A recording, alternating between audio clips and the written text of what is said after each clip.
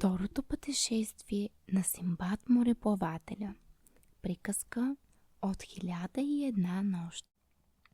След като се завърнал от първото си пътешествие, Синдбад заживял отново в разкош и спокойствие, но сърцето му не намирало покой. Човек не трябва да живее без да търси нови хоризонти, казал си той. Ще тръгна отново.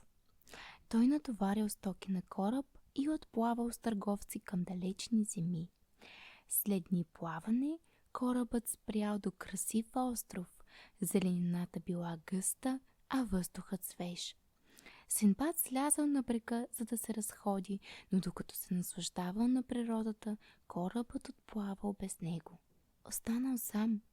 Той обикалял острова, докато не видял огромно бяло нещо, гладко и кръгло като купол.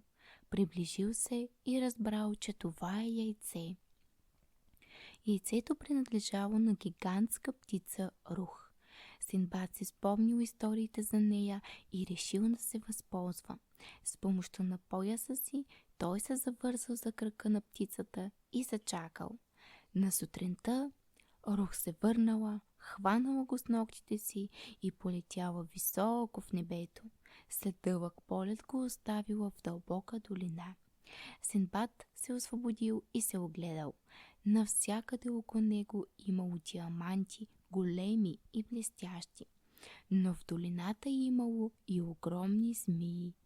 Те били толкова големи, че може ли да погълнат човек.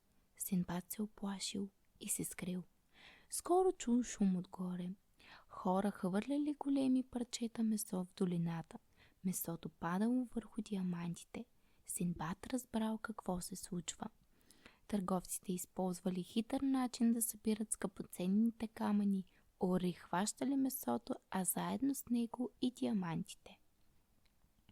Синдбад решил да направи същото. Той напълнил дрехите си с диаманти и се привързал към голямо парче месо. След малко огромна птица го грабнала и го отнесла високо. Когато птицата кацнала на планината, търговците я прогонили и намерили Синдбад. Първо се оплашили, но после той им разказал историята си. Те били удивени и му помогнали. Синдбад споделил част от диамантите си с тях и си качил на кораб. След дълго плаване той се завърнал в Багдад, още по-богат. Но най-голямото богатство било, че отново се спасил.